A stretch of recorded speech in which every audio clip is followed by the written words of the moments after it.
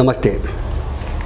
आज विश्वको भूराजनीति एउटा बडो विचित्र ढङ्गले अगाडि बढिरहेको छ। निकै ठुलो विरोधाभास, तरलता, अन्योल, अविश्वास, अन्तर्द्वन्द माने सबै मिलाएर हेर्दा यस्तो अराजक परिस्थितिबाट दुनियाँ गइरहेको छ कि भोलि के हुन्छ भन्न सकिने स्थिति छैन, विशेष गरिकन पश्चिमहरूको कित्तामा हैन। मैले यो अन्योल पश्चिमा युरो अमेरिकन कित्तामा जुन अन्योल अराजकता देखिरहेको छु, अब त्यो गैर पश्चिमा अथवा युरो अमेरिकी अर्को जो कित्ता छ त्यो चाहिँ धेरै सुदृढ हुँदै व्यवस्थित हुँदै गएको पनि मैले देख्छु।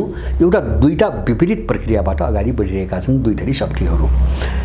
मैले त्यससँग सम्बन्धित केही दृश्यहरू बुझ्न सजिलो होस् भनेर केही घटनाहरूलाई आज उतार्न खोजिरहेको छु। त्यो यसकारणले कि पश्चिमी जगत कसरी पतनोन्मुख दिशामा छ, कसरी झनपछि झन यो अन्तर्द्वन्द आफ्नै भित्र चाहिँ तपाईको द्वन्द्व अर्कासँगको द्वन्द्वको दलदलमा फस्दै उम्कनै नसक्ने गरी भासिँदै गएको छ र त्यससँग लड्ने जो गैर पश्चिमा शक्ति हो हैन, अहिले सामान्यतः राजनीतिक रूपमा हेर्दा रुस र चीन र व्यापक रूपमा हेर्दाखेरि एसिया, अफ्रिका र ल्याटिन अमेरिका समेत यसको ठिक विपरीत बाटोमा कसरी अग्रसर छन्।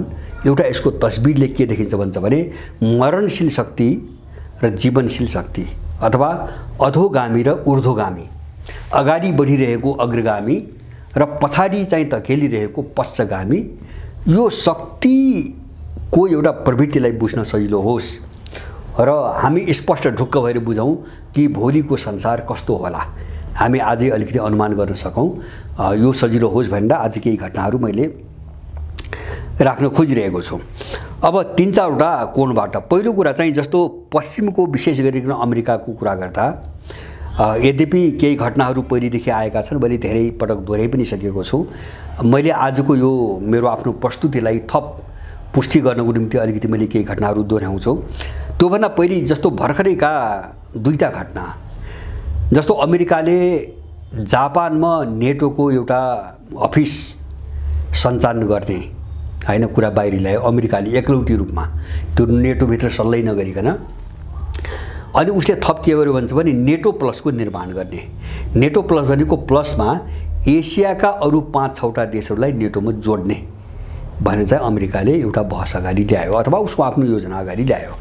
अब ती 5 देशमध्ये जस्तो अस्ट्रेलिया भयो, दक्षिण कोरिया भयो, जापान भयो, के अरे चाहिँ अस्ट्रेलिया, दक्षिण कोरिया, जापान भयो, त्यसपछि अब न्युजिल्यान्ड र त्यसमा चाहिँ तपाईँको उसले इन्डियाको पनि चर्चामा ल्यायो। तर यसको नतिजा के देख्यो भन्छ भने फ्रान्सले एसियामा नेटो विस्तार गर्ने कुराको जबरजस्त रूपमा विरोध गर्यो हैन। फ्रान्सका राष्ट्रपतिले विरोध गरे र उनले के भने भन्दाखेरि नेटो नामैले नर्थ एटलान्टिक देशहरूको सङ्गठन हो, यो त्योभन्दा बाहिर विस्तार गर्न सकिन्न, फ्रान्सको त्यसमा सहमति हुँदैन भने उनले। नर्थ एटलान्टिक भने उत्तरी आन्द्र महासागरले जोड्ने पश्चिमी युरोप र अमेरिका, यो दुईटा भूगोलको निम्ति नेटो बनाइएको हो र यो भूगोलभन्दा बाहिर नेटो जान सक्दैन हैन। फ्रान्सले कडा रूपमा विरोध गर्यो। एउटा चाहिँ यो भर्खरै आएको चाहिँ ऊ हो दृश्य हो। र अर्को चाहिँ तपाईँको नेटो प्लसको इन्डियाले खण्डन गर्यो पछिल्लो कालमा। यद्यपि उनीहरू भित्रभित्र छलफलमा धेरै राउन्ड छलफल गरेका रहेछन् हैन, जस्तो राजदूत स्तरमा, कर्मचारी स्तरमा नेटो प्लसमा सामेल इन्डियालाई गर्ने भन्ने विषयमा इन्डियन र अमेरिकन बिचमा धेरै राउन्ड छलफल पनि भएको, बाहिर नआएको। तर यो बाहिर आएर अलिकति संवेदनशील मुद्दा बन्न थालेपछि इन्डियाको विदेश मन्त्रीले यसको खण्डन गरे। हामी नेटोमा सामेल हुँदैनौँ किन हाम्रो नीति असंलग्न नीति हो, हामी चाहिँ रुस वा चीन भन्ने एउटा ध्रुवमा हामी रहन सक्दैनौँ, हामी नेटोमा जाँदैनौँ, सम्भावना छैन भन्ने उनले अस्ति भर्खरै खण्डन गरे। र अब यही बिचमा अर्को इन्डियाको भूमिका, सायद इन्डियाको भूमिकालाई लिएर होला, अमेरिकनहरूले हिजो बनाएको क्वाड अब काम लाग्ने स्थिति नदेखेपछि, किन त्यो त चीनसँग चाहिँ सैन्य भिडाइदिने, यिनी देशको सेना भिडाइदिने हिसाबले अमेरिकाले क्वाड बनाएको, जस्तो पछि अकस बनायो। अब त्यो क्वाडमा बसेर अमेरिकनको सैन्य रणनीति अन्तर्गत त्यो अनुसार काम गर्न इन्डियाले नसकेपछि, नमानेपछि, किन युक्रेन द्वन्द्वपछि त दुनियाँ अर्कै भइसक्यो, नमानेपछि अमेरिकाले त्यसलाई निस्किएर राखेर अब फिलिपिन्सलाई थपेर अर्को क्वाड भनेको 4वटा देशको एउटा समूह। क्वाड बनाउने तयारीमा इन्डिया लागेको छ पछिल्लो कालमा। अब सफल हुन्छ कि हुँदैन म भन्न सक्दिनँ।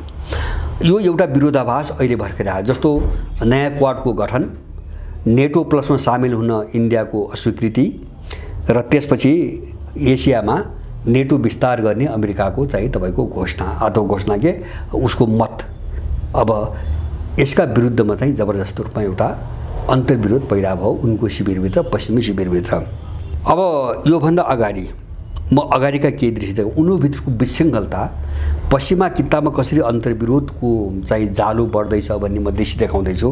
माने एउटा मरणशील यात्रा कसरी तीव्र बन्दैछ। अब यति बुझ्नको निम्ति मात्रै उनी कसरी उँभो लागिरहेका छैनन्। जस्तो मैले पहिले जानकारी गराइसकेको छु, मैक्रोन फ्रान्सका राष्ट्रपतिले रुससँग चाहिँ नेटोको युद्ध भयो, त्यो पारम्परिक हतियारको युद्ध होस् वा परमाणु हतियारको युद्ध होस्, त्यस्तो युद्धमा फ्रान्स संलग्न हुँदैन, फ्रान्सले आफ्नो सेना प्रयोग गर्न दिँदैन र फ्रान्सको सेनाले रुसमाथि आक्रमण पनि गर्दैन। यो स्ट्यान्ड मैक्रोनले धेरै पहिले देखाइसकेका छन् 3-4 महिना अगाडि नै। अब यो एउटा चाहिँ अन्तर्विरोध नेटोभित्र चाहिँ पहिलेदेखि विद्यमान छ। अब त्यसपछि नेटोप्रतिको अविश्वासकै कारणले हो। अब जस्तो नेटोका देशहरूप्रति विश्वास नगरेर हो अमेरिकाले एकदम आफ्नो कोर भरिपर्दो एङ्ग्लो सेक्सन समूहको मात्रै एउटा अगस्ट भनेर अर्को सैन्य गठबन्धन बनाएको छ। जस्तो त्यसमा क्यानाडा छ, बेलायत छ, अमेरिका छ, अस्ट्रेलिया छ, न्युजिल्यान्ड छ। न्युजिल्यान्ड सायद 5वटा देशको चाहिँ अगस्ट समूह बनाएको छ। अब यो एङ्ग्लो सेक्सन समूह मात्रै छ, अरू युरोपियन देश छैन र यसप्रति साह्रै ठुलो असन्तुष्टि नेटो हुँदाहुँदै अमेरिकालाई अगस्ट किन चाहियो हैन, यो खालको चाहिँ प्रश्न युरोपमा उही बेला यो बनाउँदाखेरि धेरै उठेको हो र युरोपियनहरू सशङ्कित छन्। अमेरिकाले नेटोलाई हामीलाई प्रयोग गर्नुको निम्ति चाहिँ नेटो राखिरहेको छ, उसले आफ्नो सैन्य छुट्टै गठबन्धन विकास गरिरहेको छ, बढाइरहेको छ भनी चाहेर छ। अब अगस्टलाई लिएर अथवा नेटोलाई लिएर चाहिँ त्योसँग सम्बद्ध देशहरूमा एउटा ठुलो अविश्वास र चाहिँ आरोप प्रत्यारोपको एउटा सिलसिला चलेको छ पहिलेदेखि।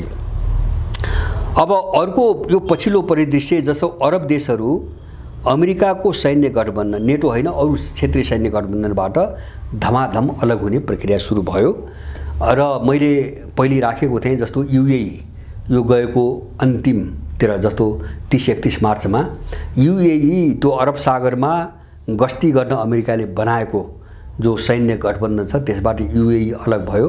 अलग मात्रै भएन, युएई इरान, साउदी अरब र ओमान सहित अरू केही देशहरू, सिरिया र इराकको पनि नाम आएको छ है पछाडि, यिनी देशहरू मिलेर एउटा संयुक्त सामुद्रिक सेना हैन, सामुद्रिक गस्तीको निम्ति र सुरक्षाको निम्ति एउटा छुट्टै सामुद्रिक सेना बनाउने भनेर सहमति भएको भन्ने समाचारहरू तपाईको यो महिनाको सुरुमै आइसकेका छ।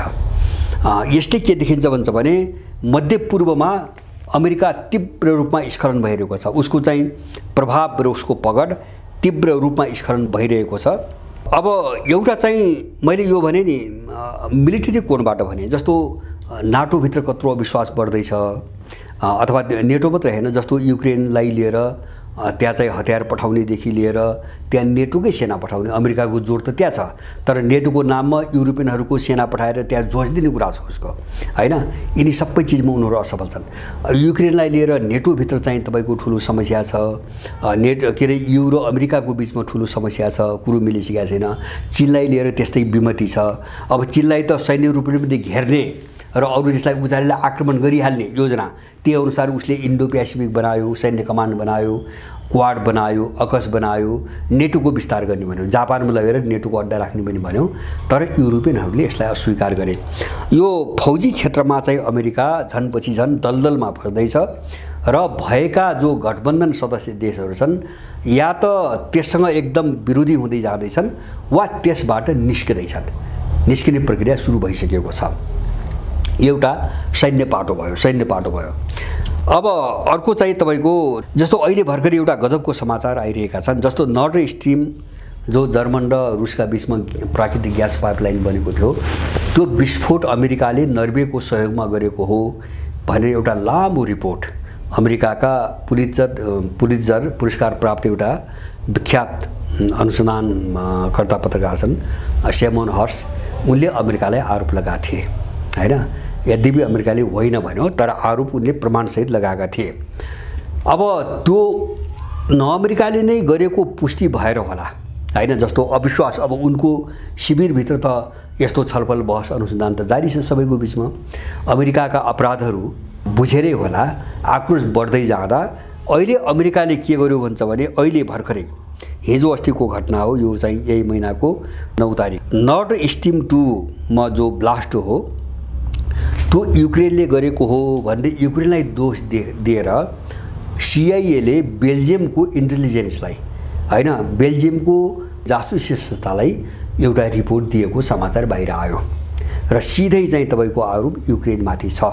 या त्यो युक्रेनलाई अब चाहिँ रुससँग फसाउने खेल हो हैन, जर्मन रुससँग फसाएर आफू उम्किने खेल हो वा के हो, कुन सोचले हो, तर युक्रेनमाथि सिधै आरोप लगायो भर्खरै हैन, यो 9 तारिकको घटना। र त्यस्तै अर्को चाहिँ अनौठो के आयो भन्छ भने जर्मनीले त्यही घटनाको छानबिन गर्दा निष्कर्ष त होइन, चोर औँला पोल्यान्डतिर सोझ्यायो हैन। जस्तो नर्थ स्ट्रिम 2 ब्लास्ट गर्दा पोल्यान्डको चाहिँ हात रहेको सङ्केत पाइएको छ भनी जर्मनीले भन्यो। जर्मनीको सङ्केत मैले कहाँ बुझ्छु भन्छ भने उले अमेरिका भन्न सकिरहेको छैन, तर चाहिँ अमेरिकाको मतियारका रूपमा पोल्यान्डले पनि काम गरेको हुनसक्छ। त्यसैले जस्तो पोल्यान्डसँग विवाद पनि छ, पोल्यान्ड जर्मनी जतिको शक्तिशाली देश पनि भएन, पोल्यान्डतिर औँला सोझिदिए भए त जर्मनीलाई के फरक पर्ने भएन, अमेरिकासँग त वारपार गर्नुपर्छ। त्यसकारणले उसले अमेरिका हो भन्नको निम्ति उसले पोल्यान्डतिर औँला सोझ्याएको छ, युक्रेनतिर गरेन। त्यो पनि युक्रेनतिर गरेन, उसले पोल्यान्डतिर औँला सोझ्याएर एउटा चाहिँ अनुसन्धान गरेको रिपोर्ट ल्याएको छ। तेस्रो घटना माने कसरी फस्दैछन् आपसमा यिनीहरू हैन, कसरी दलदलमा जाकिँदैछन्। अब यस्तै घटना 3-4 महिना अगाडि भएको थियो। युक्रेनले पोल्यान्डलाई रुससँग लडाइदिन अमेरिकन योजनामा हो, यो पनि रुससँग लडाउनुको निम्ति तपाईको एउटा मिसाइल हान्यो, युक्रेनभित्र एउटा मिसाइल हान्यो र मिसाइल हानेको लगत्तै हैन, मिसाइल पड्किएको हानेको चाहिँ 1 घण्टा पनि बितेको छैन, जेलेन्स्कीले त भन्ने नै भए, अमेरिकाले समेत र नेटोको त्यो महासचिवले समेत रुसले पोल्यान्डमाथि आक्रमण गर्यो भनेर यिनले स्यालभुइँ मचाए ताकि पोल्यान्ड तुरुन्तै भिडिजाओस् हैन। तर जर्मनहरूले खण्डन गरे, प्रतिकार गरे। अब अनुसन्धान हुँदै गयो, अन्त्यमा चाहिँ तपाईको युक्रेनले हानेको पुष्टि भयो। नत्र जेलेन्स्कीले त के भनेको थियो भन्छ भने नेटोको सदस्य देशमाथि रुसले मिसाइल हान्यो, त्यसकारणले तुरुन्तै अहिले नै हैन नेटोको धारा 5 अनुसार तुरुन्तै बैठक गरेर रुसमाथि नेटोले हमला सुरु गरिहाल्नै पर्यो हैन, उनले तुरुन्तै सुरु गर्नुपर्ने जेलेन्स्कीको माग यही थियो हैन। अब यो ढङ्गका खेलहरूबाट चाहिँ युरोपियनहरू एकदमै सशङ्कित छन्, किन अमेरिकाले यो घटनासम्म गराएको थियो हैन, युक्रेनलाई प्रयोग गरेर पोल्यान्डलाई लडाउनु यो प्रयास पनि गरेको थियो। यो एक्सपोज हो, त्यसले एउटा अविश्वास पैदा गरेको छ। जस्तो क्रिमिया पुलको घटना पनि त्यही हो, हान्न लगायो अमेरिकाले तर युक्रेनले अस्वीकार गर्यो, जिम्मा लिन मानेन। अब उसले जिम्मा लिन नमानेको हानेको युक्रेनबाट हो, त्यो त थाहा छ, उनलाई पनि थाहा छ। तर जेलेन्स्कीले त्यो जिम्मा लिन इन्कार गरेको जो पुलमाथि ठुलो आक्रमण भयो हैन, त्यसले के बताइरहेको छ भन्छ भने युक्रेनी भूमिबाट अब त्यो जेलेन्स्कीको आदेश बिनै हैन, त्यो अमेरिकनहरूको निर्देशनमा कुनै गिरोहले त्यो चाहिँ तपाईको ड्रोन हमला गरेको हो। के अरे ड्रोन भन्छु, त्यो बारुदी विस्फोट ट्रकको भयो नि, त्यो पुलमा हिँड्दै त्यो आक्रमण चाहिँ तपाईको अमेरिकाले गरायो, जो कुरो जेलेन्स्कीलाई जानकारी भएन, थाहा दिएन अथवा उनलाई भनिएन। त्यही कारणले उनले जिम्मा लिन चाहेनन्। त्यसको ठुलो बर्बादी चाहिँ भोग्यो युक्रेनले। त्यसपछिको रुसी आक्रमण ठुलो तबाही चाहिँ बर्बादी चाहिँ युक्रेनले भोग्यो। अब यो पनि एउटा ठुलो अविश्वास अमेरिकाको नियतमाथि एउटा ठुलो बहसको मुद्दा बन्यो, त्यो बेला युरोपभरि एउटा मुद्दा बन्यो। त्यसपछि अर्को घटना के भएको थियो भन्छ भने साउदी अरबलाई इरानले आक्रमण गर्ने योजना बनाएको छ, एकदम रेडी तम तयार अवस्थामा इरान बसेको छ भनेर अमेरिकन मिडियाहरूले हौवा पिटाएर हैन, यो धेरै हैन 1.5 महिना 2 महिना अगाडिको कुरा हो, हौवा पिटाएर झनै साउदीलाई कस्तो ठाउँमा पुर्याइदिए भन्छ भने आफ्नो सुरक्षाको निम्ति अमेरिकन सेना गुहार माग्नुपर्ने ठाउँमा पुर्याइदिए। साउदी अरबले आफ्नो सुरक्षाको निम्ति अमेरिकाले गुहार पनि माग्यो, किन त्यो उद्देश्य के हुन्छ भने साउदीले तुरुन्तै इरानमाथि हमला गरिदियोस्, अमेरिकनको त्यो सोच थियो। तर साउदीले भाग्यवश हमला गरेन। अनि सबै बुझ्दै जाँदाखेरि केही न केही, न इरानको तयारी, न आक्रमण गर्ने योजना, केही न केही। तर त्यो घटना अमेरिकनहरूको निम्ति यति प्रत्युत्पादक भयो, साउदी अरब यसरी झस्कियो कि चीनको पहलमा उसले इरानसँग कूटनीतिक सम्बन्ध पुनर्बहाली गर्यो। त्यति मात्रै होइन, उसले चाहिँ तपाईँको सिरियालाई अरब लिगमा फर्काउने पहल पनि गर्यो हैन। जस्तो रुससँग मिलेर तेल कटौती गर्ने, तेल उत्पादन कटौती गर्ने अमेरिकन धम्कीका बावजुद त्यो निर्णय पनि गर्यो।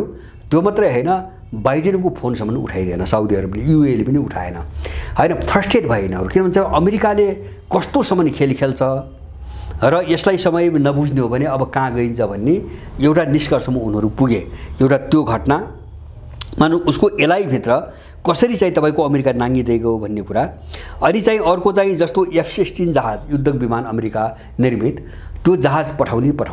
तर अमेरिकाको परिधिदेखि जोड के भन्छ भने त्यो जहाज अरू कसैले दियोस्, जस्तो पोल्यान्डले दियोस्, अमेरिकाबाट त किनेका छन् सबैले, जर्मनीले दियोस् अथवा चाहिँ अर्को कुनै देशले, हङ्गेरीले दियोस् आदि इत्यादि हैन, आफूले चाहिँ नदिने हैन। जस्तो लामो दूरीको मिसाइल पनि अरूले दिउन्, F-16 पनि अरूले दिउन्, ताकि रुससँग अरू दिन युद्धमा झोक्युन्। विशेष गरेर अमेरिकाको चाल सधैँभरि के छ भन्छ भने युरोप, पश्चिमी युरोप र रुसलाई कसरी लडाउने उसको सम्पूर्ण ध्यान त्यहाँ के रहेछ, त्यति भए उसलाई पुग्यो, मलाई पुग्यो भन्नेमा छ। अब यो खेल अन्तर्गत जस्तो F-16 जहाज उसले नबेच्ने, अरूलाई देऊ भन्छ। जस्तो अहिले पनि युक्रेनलाई हतियार दिनुको निम्ति दक्षिण अफ्रिकामा दिएर धम्की दिइरहेछ, दबाब दिइरहेछ, दक्षिण कोरियालाई दबाब दिइरहेछ हैन, फिलिपिन्सलाई दिइरहेछ हैन। पहिले सुरुमा त इन्डियालाई दियो, जस्तो अरूलाई पनि दिइरहेछ। त आफू चाहिँ नगर्ने, जुन हतियार आफू दिन सक्दैन त्यो अरूलाई दियो भने चाहिँ उसले दबाब दिँदै आएको छ। अब यो चिज चाहिँ तपाईँको अहिले F-16 को उसमा पनि देखियो। र अब यो सबै चिजहरू चाहिँ सबैले हेरिरहेका छन् हैन, सबैले हेरेका छन् अमेरिकाले के खेल खेल्दैछ। यसले चाहिँ अमेरिकासँगका जो एलाइ थिए, क्षेत्रीय अथवा चाहिँ युरोपियन, मध्यपूर्व भन्नुहोस् अथवा चाहिँ तपाईँको एसियामा भन्नुहोस् अथवा चाहिँ युरोपमा भन्नुहोस्, जुन गठबन्धन सदस्यहरू थिए, अब यिनीहरू एकदमै झस्किँदै गएको र चरम अविश्वास, आपसमा चरम अविश्वास र अविश्वासले ल्याएको हैन जो स्खलनहरू, जो कमजोर हो नि, अविश्वास भएपछि के हुन्छ भने एक टिकाभरि लाग्न सकिँदैन हैन। नसकेपछि अब सिंगल व्यवहार गर्नुपर्छ, त्यो कमजोर हुने नै भयो, त्यसले हार्ने नै भयो। अमेरिका यो नीतिबाट गुज्रिँदैछ हैन। उसको छल कपटपूर्ण व्यवहारले जुन अविश्वास पैदा गर्यो आपसमै, यसले गर्दाखेरि ऊ झन् अलग थलग र झन्झन कमजोर हुँदै गएको छ। यो दोस्रो दृश्य गठबन्धनको कुरा। अब तेस्रो एउटा पाटो, तेस्रो पाटो मैले के देख्छु भन्छ भने रुस र चीनलाई लिएर अमेरिकासम्म संसारका सबै देशहरूको मतभेद एकदमै बढ्दैछ, एकदमै बढिरहेछ। त्यो चाहिँ एसिया, अफ्रिका, ल्याटिन अमेरिका मात्रै होइन, युरोपियनसँग पनि एकदमै बढी मतभेद छ। जस्तो चीनलाई लिएर त यस्तो मतभेद छ कि चीनसँग कुनै पनि चाहिँ व्यापारिक सम्बन्ध कमजोर बनाउने वा बिग्रिने हदसम्म लैजाने पक्षमा युरोपियन युनियनका देशहरू छैनन्। उनले बारम्बार भनेका छन् हैन, G7 को बैठकमा पनि भनेका छन्।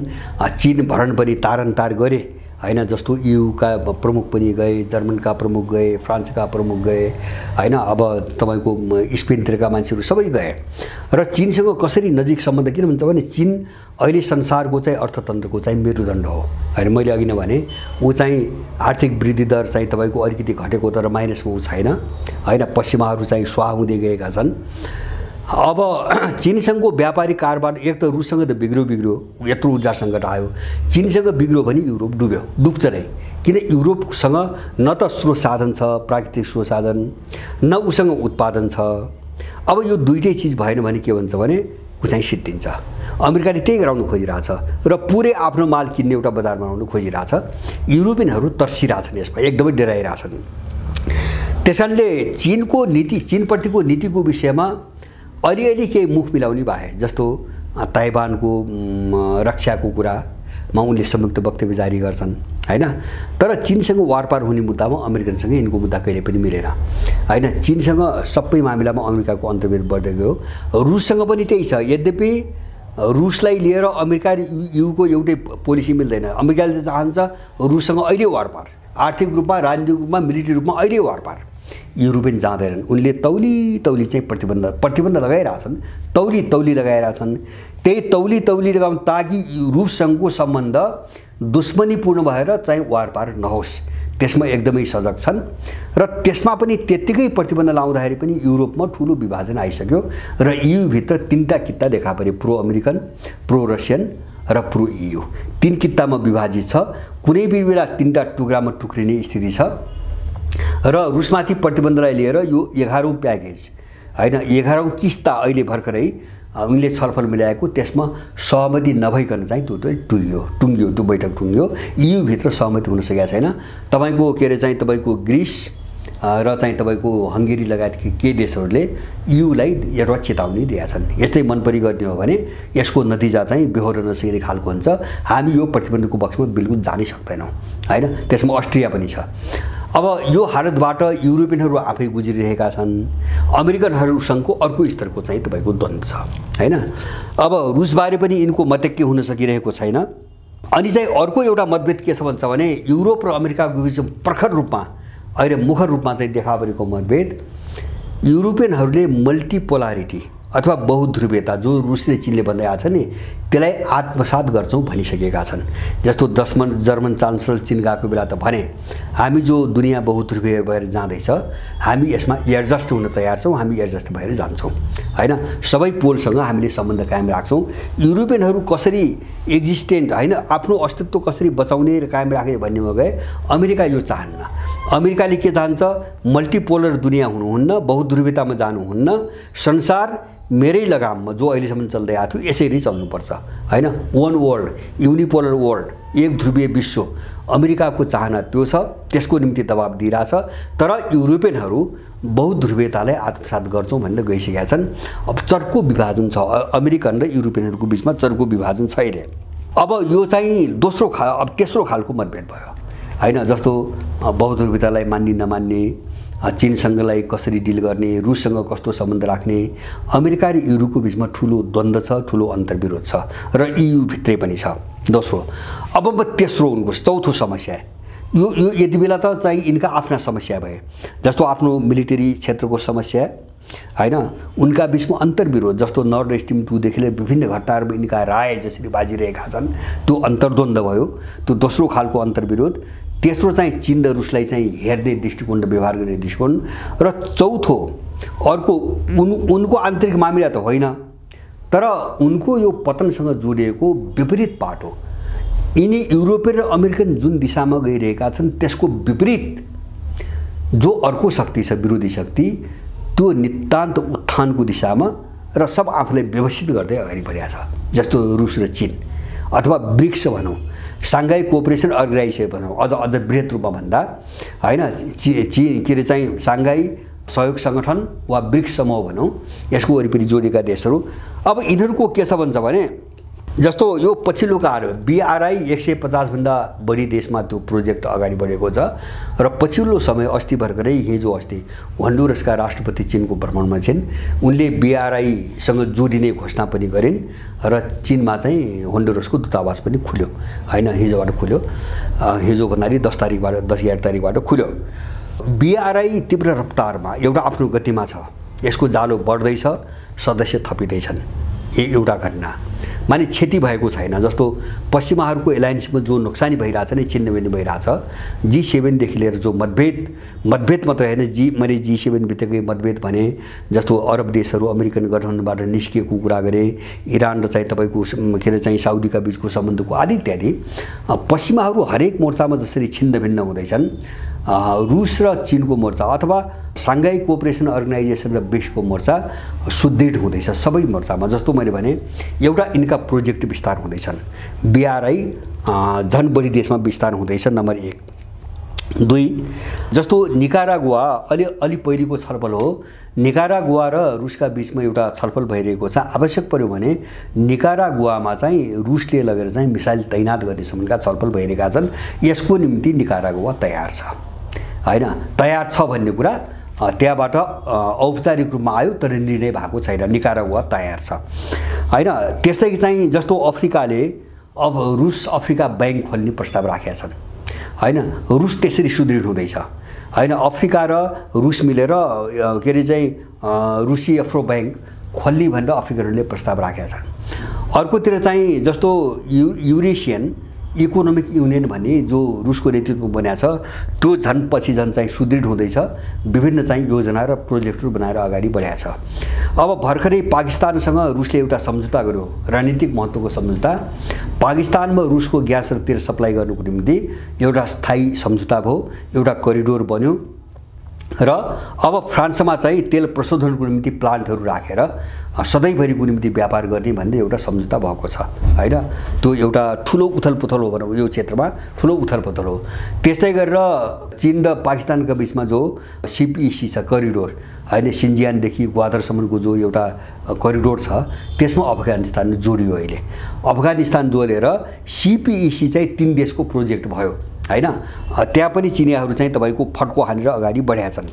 त्यस्तै गरेर उत्तर दक्षिण ट्रान्सपोर्ट करिडोर जो चाहिँ हुन त अलि पहिले बनेको हो, त्यो रुसदेखि लिएर चाहिँ इन्डियासम्म मध्य एसियाली देशहरूलाई छिचोल्दै हैन, मध्य एसियाका देशहरू छिचोल्दै रुसबाट चाहिँ इन्डियासम्म आइपुग्छ एउटा सडक करिडोर छ। त्यसको निर्माण र त्यसको प्रोजेक्ट अगाडि बढिसकेको छ, योजनाहरू पनि अगाडि बढिरहेका छन्। अर्को एउटा करिडोर सिल्क रोडको नाममा बनेको धेरै पहिले, त्यसको एउटा विशाल जाल हो, चीनदेखि लिएर तपाईको इटलीको भेनिससम्म हैन, त्यसको सेन्टर। जस्तो इरान यसको सेन्टरमा छ अहिले, जो पश्चिमको सबभन्दा ठुलो दुश्मन हो, त उत्तर दक्षिण करिडोर पनि त्यही इरानमा गएर जोडिन्छ। र चीनको जो सिल्क रोड हो हैन, जो चाहिँ ट्रान्सपोर्ट के अरे चाहिँ रोड हो, त्यो पनि इरानमा गएर जोडिन्छ। इरान चाहिँ तपाईको जस्तो आर्थिक इकोनोमिकको कोणबाट संसारको निकै ठुलो महत्त्वपूर्ण देश भएर इरान आइरहेको छ हैन। अब दुबई करिडोर यसले सिङ्गो एसिया जोड्छ, सिङ्गो एसिया र जस्तो चीनको करिडोरले इटलीसम्म जोड्यो, युरोप सबै जोड्यो। अब उत्तर दक्षिण करिडोरले तपाईको रुसदेखि मध्य एसियाली देश हुँदै तपाईको इन्डियासम्म जोड्यो। एउटा विशाल चाहिँ आर्थिक जोन, इकोनोमिक जोन उनीहरूले निर्माण गर्दैछन्। अब मुद्राका बहस तपाईहरूले सुनिराख्नु भएको छ हैन। जस्तो यो अगस्तमा चाहिँ ब्रिक्सको बैठक बस्दैछ, त्यसले आफ्नो मुद्रा जारी गर्ने छलफल चलाएको छ, सायद होला। अब त्यो ब्रिक्सले मुद्रा जारी गर्यो भने ब्रिक्सको वरिपरि संसारको 90% जनसङ्ख्या जोडिन आइपुग्छ जनसङ्ख्याको हिसाबले। अर्थात् त्यो भनेको विश्वको त्यो 90% जनसङ्ख्या भनेको 90% बजार हो। अब 90% बजारमा चाहिँ तपाईको ब्रिक्सको मुद्रा जानी भयो, डलर सिद्धिने भयो हैन। उनीहरू चाहिँ सुदृढ भइसके। अब त्यसमा चाहिँ 19 देश मात्र हैन, अरू यो पछिल्लो कालमा एप्लिकेसन हाल्ने देशहरूको सङ्ख्या हेर्ने हो भने लगभग 30वटा सङ्ख्या पुग्ने सम्भावना छ हैन। मैले योभन्दा अगाडिको एउटा श्रृङ्खलामा भनेको छु, यो 2022सम्म आउँदा ब्रिक्स समूहका 5 देशको GDP G7 देशका 5वटा पश्चिमी पुँजीवादी देशको GDP भन्दा माथि गयो, उछिनो हैन। G7 को GDP 30.5 को वरिपरि छ, ब्रिक्स समूहको GDP 31.5 भन्दा तपाईको माथि छ। भनेपछि GDP मा पनि ब्रिक्स समूहले उछिनिसक्यो हैन। झन् पछि झन् सुदृढ हुँदैछन्। जस्तो चाहिँ युवानको कारोबार डलरको कुरा गर्दा कुनै बेला विश्वको सञ्चितको 90% रहेको डलर अहिले 58 मा झरेको छ, अहिले 58 मा आएको छ। युवानले धमाधम विस्थापित गर्दैछ र अहिले त ल्याटिन अमेरिकाका महत्त्वपूर्ण आर्थिक शक्तिहरू, त्यसपछि अफ्रिकी देशहरू र एसियामा पनि जस्तो तपाईको इन्डिया भयो, इभन यतिसम्म कि तपाईको जापान भयो, अब रुस त सधैँ छ, इरान, साउदी अरब, सबैले युवानमा चाहिँ तपाईको कारोबार गर्ने एउटा सहमति गरे। त्यसले डरलाई चाहिँ तपाईको नराम्रोसँग चाहिँ समाप्त पार्दैछ र ब्रिक्सको मुद्रा घोषणा भयो भने डलर चाहिँ स्वाहा हुन्छ, यसमा कुनै विमति भएन। अब यो ढङ्गले एउटा शक्ति दिन प्रतिदिन सुदृढ गर्दैछ सबै कोणबाट। राजनीतिक हिसाबले एलायन्स बन्दैछन्, सुदृढ हुँदैछन् हैन, र आर्थिक रूपमा सुदृढ हुँदैछन्। यिनका प्रोजेक्टहरू हैन, सबै योजनाहरू धमाधम अगाडि बढिरहेका छन् र सैन्य रूपमा पनि सुदृढ हुँदैछन्। र यसको विपरीत अर्को तस्बिर पश्चिमाहरू सबै कोणमा छिन्न भिन्न भएको हामी देखिरहेका छौँ। सबै कोणमा अविश्वास, आपसमा अविश्वास हुँदा हुँदा कहाँ आयो भन्छ भने, हुँदा हुँदा त कहाँ आयो भन्छ भने अहिले अमेरिकाको एउटा तस्बिर बडो चाहिँ तपाईको विरोधाभासपूर्ण गजबको तस्बिर, डोनाल्ड ट्रम्पलाई उठ्न नदिएको निम्ति। किन भन्छ भने डोनाल्ड ट्रम्पसँग यो डेमोक्रेटहरूको लडाईँ धेरै गहिरो छ हैन। किन अमेरिकन मूल्यहरूलाई लिएर चरिकेको लडाईँ हो। यो लडाईँ ट्रम्पसँग होइन। जस्तो हामी युक्रेन द्वन्द्वलाई हामीले जसरी चर्चा गर्छौँ नि, त अमेरिकाभित्रको अन्तर्विरोधलाई पनि हामीले त्यसरी हेर्नुपर्छ। जस्तो मेक अमेरिका ग्रेट अगेन भनेर जो ट्रम्पले नारा दिएका छन्, त्यसको अर्थ नै अमेरिकन मूल्यहरूको पुनर्स्थापनाको मुद्दासँग जोडिया छ। अमेरिका सिद्धियो हैन, सिद्धियो भन्ने चाहिँ अब मेरो आफ्नै भाषामा भन्छ भने उनको शासनकालमा जो गतिविधि देखियो त्यो हेर्दाखेरि उनले संरक्षित पुँजीवादतिर जान खोजिरहेका छन्। नव उदारवादबाट उनले छुट्टै सम्बन्ध टुटाउन खोजिरहेका छन्। माने अब त्यो ट्रम्पलाई उठ्न नदिने, कसरी फसाउने भनेर अहिले चाहिँ फेरि अर्को एउटा अभियोग ट्रम्पलाई चाहिँ दण्डितै गर्ने भन्ने एउटा त्यो व्हाइट हाउस सम्बन्धी एउटा काण्डमा नयाँ अभियोगमा दण्डित गर्ने प्रक्रिया सुरु भएको छ। तर पनि ट्रम्पको एउटा घोषणा बाहिर आयो, मलाई दण्डित गर्ने अदालतले निर्णय गर्यो भने पनि म 24 को चुनाव लड्छु, म लड्छु र मैले जिती छाड्छु। होइन, ठुलो चुनौती। र अहिले अमेरिकामा एउटा ठुलो बहस छ, डरलाग्दो। अमेरिका त कहाँ गयो भन्छ भने व्यक्तिले हल्लाउने स्थितिमा पुग्यो। अमेरिकन राज्य प्रणाली त्यति कमजोर भयो। एउटा ट्रम्पको यो घोषणा भनेपछि अब एक थरीले बहस के सुरु गरेका छन् भन्दाखेरि अमेरिकाको डेमोक्रेसी र यसको तथाकथित भ्यालु मूल्य मान्यतामाथि ठुलो च्यालेन्ज आयो हैन, ठुलो च्यालेन्ज आयो। मलाई लाग्छ यो अब धेरै भत्किसकेको देखियो, किन व्यक्तिले चुनौती दिन थाले हैन। किन अमेरिकाको प्रणाली एउटा सिस्टमको रूपमा अब रहेन, त्यति क्षीण भइसक्यो। अब सिस्टमको रूपमा रहेन, त्यहाँको संविधान र कानुनको निर्णय पनि काम गर्न नसक्ने स्थिति आइसक्यो। निर्णय होला, तर त्यसको विद्रोहमा त्यसको विपरीत अर्को काम हुन्छ, उसले ठेक्न सक्दैन, त्यो हालतमा गयो। र ट्रम्पले अहिले जे घोषणा गरे ठ्याक्कै यस्तै चर्चा केही समय अगाडि एलन मस्क अमेरिकन अरबपति जो चीन गएका थिए, उनले 2-3टा चाहिँ गरे, अमेरिकालाई बिझाउने 2-3टा कुरा गरे। एउटा चाहिँ चीनसँग सम्बन्ध तोड्ने अथवा अमेरिकाले चीनसँग सम्बन्ध, आर्थिक कारोबार सम्बन्ध बिगार्ने गल्ती गर्नै हुँदैन, यो ठुलो गल्ती हुनेछ, एउटा चीन गरे त्यो कुरा बोले। अर्को चाहिँ तपाईको उल्लेख के हुन्छ भने चीनको उदयको अवश्यम्भाविता हैन, जस्तो चीनलाई रोक्नै नसक्ने एउटा प्रक्षेपण पनि उनले गरे। र चीनियाहरूले के सन्देश दिए अमेरिकनलाई भन्छ भने मेरो बुझाइमा त्यो सन्देशै हो। चीनियाहरूले के सन्देश भन्छ भने अमेरिकामा प्रणाली पनि केही पनि छैन, सबै सिद्धिसकेको छ। त्यो सन्देश अब तिमी कहाँ प्रणाली भन्दा व्यक्ति चाहिँ तपाईको वजनदार भएर आइसक्यो, त्यो सन्देश दिनको निम्ति 2टा काम गरे। एउटा काम के गरे भन्छ भने मस्क एउटा व्यापारी हुन्, उनको स्वागतमा मन्त्रीहरूको लहरको लाग्यो हैन, अथवा उनलाई सरकारी स्तर मन्त्री स्तरबाट एउटा स्वागत गर्यो, सम्मान दियो। त्यो अमेरिकन जो सत्ता छ त्यसलाई गरिएको घोचपेच, मैले बुझ्छु घोचपेच हैन। तिम्रो मन्त्रीको भन्दा बढी औकात मस्कको छ हैन, बढी औकात भइसक्यो अमेरिकामा। अब मन्त्री स्तरीयमा लगभग मलाई चाहिँ 3जना मन्त्रीहरूको एउटा लस्कर लागेको थियो।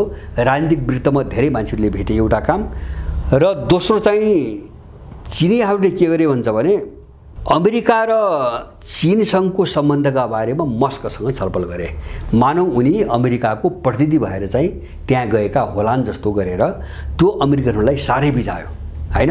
अमेरिकाको राज्यको प्रतिनिधि को जस्तै राखेर उनले चीन र अमेरिकाको सम्बन्धको विषयमा त्यहाँ छलफल गरे हैन। यो अमेरिकनलाई पचेन। र मस्कले पनि के गर्दिए भन्छ भने अमेरिका र चीनको सम्बन्धलाई लिएर उनले जो व्याख्या गरे त्यो व्याख्या मानव अमेरिकाको कुनै मन्त्री गएर गरिरहेको व्याख्या जस्तो थियो हैन, एकदम आधिकारिक व्याख्या हो। त्यो चाहिँ पेल्न खोजेको किन भन्छ भने एलन मस्क डेमोक्रेटहरूको घोर विरोधी छन्, एकदमै घोर विरोधी छन्। त्यो अमेरिकनहरूलाई पेल्न खोजेको। त अमेरिका कहाँ गयो सारमा भन्छ भने यो 2टा चिजलाई व्यक्तिगत रूपमा जो प्रेसर खडा गरियो नि त अमेरिकामाथि, राज्यमाथि, यसलाई थेग्न सक्ने अवस्थामा पनि अब अमेरिका रहेन। अमेरिका त्यति कमजोर भयो हैन। अमेरिकाको राज्यमाथि मस्क भारी भए, अमेरिकाको प्रणालीमाथि ट्रम्प भारी भए। अब हैन, व्यक्ति भारी हुन थाल्यो। माने राज्य कति कमजोर भयो। मैले भन्न खोजेको कुरो यति हो, अमेरिका यो हालतबाट गुज्रिँदैछ हैन, गुज्रिरहेको छ। र अब यो सबै घटनाले के देखाउँछ भन्छ भने अमेरिका अब उँभो लाग्दैन हैन। हामीले सबै यो डेभलपमेन्ट प्रोसेस, विकासको प्रक्रिया र प्रवृत्ति हामीले हेर्ने हो हैन। अहिले बाहिरबाट कसँग कति मिसाइल छन् त्यसको हेर्ने केही अर्थ छैन हैन। युद्धमा अलिकति अर्थ होला, तर त्यो युद्ध नै गरे पनि उँभो लाग्ने हो कि हैन त्यो त छुट्टै प्रश्न हो हैन। उसमाथि चुनौती झन् झन् थपिएका छन्।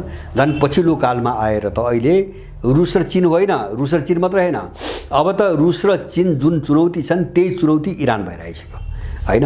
जस्तो अस्ति भर्खरै इरानले दाबी गर्यो उनले हाइपरसोनिक मिसाइल, त्यो पनि 25 म्याक तीव्र गतिमा अथवा आवाजभन्दा 15 गुणा बढी रफ्तारमा चाहिँ चल्ने मिसाइल प्रक्षेपण गरेको घोषणा चाहिँ इरानले गरिसकेपछि अमेरिकाको सातो भयो हैन। किन त्यो मिसाइल अमेरिकासँग पनि छैन। अमेरिकाले धेरै पटक कोसिस गर्यो, अब त्यो परीक्षण सफल भएको चाहिँ अब मलाई जानकारी छैन। एकपटक परीक्षण गर्यो, अर्को पटक त्यही गर्दाखेरि असफल भयो, ऊ अझै परीक्षणको प्रक्रियामा छ।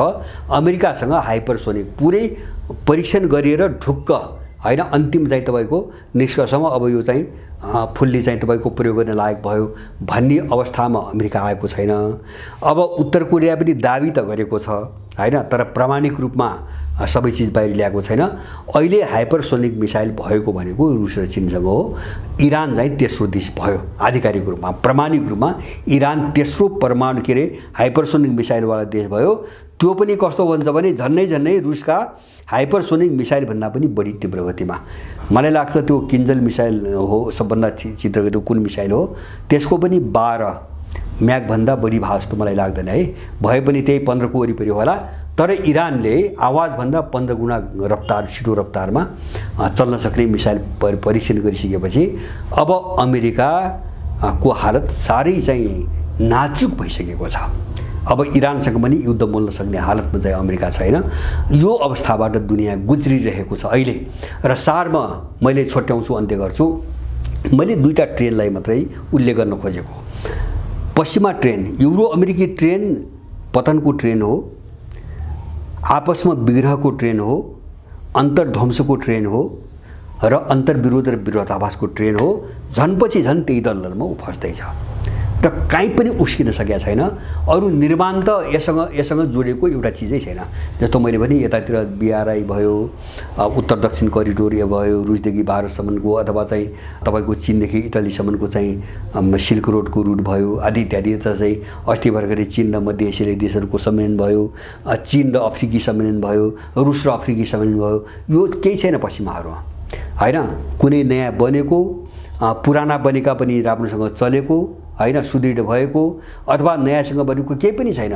उनको जे छ सबैतिर भत्किँदै गएको छ र अर्काको जे छ सबैतिर बन्दै गएको छ, बनाउँदै गएका छन्। यसले के भन्छ त अब कहाँ जान्छ त दुनिया? अन्त्य फाइनली कुरा गर्यो भने पश्चिमको अन्त्यको विकल्पै छैन। अब विकल्पै छैन हैन। यसमा सम्हालिन सक्ने हालतमा अब उनीहरू छैनन्। त्यही भएर हामीले चाहिँ यो ट्रेनलाई, यो प्रवृत्तिलाई राम्रोसँग बुझौँ।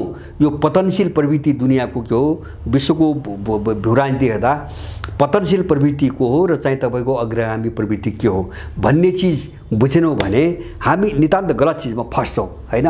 पाखण्डी कुरा, देखावटी कुरा, हास्यास्पद कुरा हैन। जस्तो पश्चिमाहरूसँग अहिलेसम्म अलिअलि पैसा छ, मिडियालाई पत्रकारलाई पैसा दिएको छ, उसले एउटा स्यालहुइया चलाउँछ। जस्तो सबै गलत मान्छेलाई स्थान दिन्छ नि उनीहरू, नराम्रा चिजलाई र गलत मान्छेहरूलाई सेलिब्रिटी बनाउनु खोज्छ नि, त्यो सबै पैसा हो। जर्ज सोरोसको पैसा हो हैन, अब बिल गेट्सको पैसा हो, विभिन्न दूतावासको पैसा हो हैन। तर केही लाग्दैन अब यिनीहरूको, केही लाग्दैन। न यिनले नयाँ युगको उदय रोक्न सक्नेवाला छन् हैन। यी मूलधारका मिडिया जो स्यालहुइया रचाउँछ नि, अथवा र राज्य हैन, सिङ्गो राज्य स्टेट प्रणाली, न यिनले दुनियाँको यो गति रोक्न सक्छन्, न यिनले नयाँ युगको चाहिँ तपाईको उदय रोक्न सक्छन्, न अहिले पतनशील र उदयमान जो शक्ति र प्रवृत्ति छन् अब यसलाई लिएर यिनले भ्रमसित नागेर छन्। यो सबै टुङ्गिसकेको छ, केही दिनको कुरा मात्रै हो। हामी निर्धक्क भएर जो विकासमान चिज छ नि दुनियाँभरि, त्यो विकासमान चिज हाम्रो मौलिकतामा के हो हामी त्यहाँ जाने हो, बसमा जाने हो। अहिलेसम्म जे छ यो मिलगारी फ्याँक्ने हो, यो जरीबाट मिलगारी उन्मूलन गरी फ्याँक्ने हो। अब यसको विकल्प छैन र देश बनाउने हुने बाटो यही हो। यही बाटोबाट देश बन्छ। हामीले यो सबै चिजलाई माने विश्वमा देखिरहेका छौँ। यसको कार्यान्वयन प्रयोग नेपालको सन्दर्भमा कसरी गर्ने, बस हामी लागि पनि यतिमा मात्रै हो।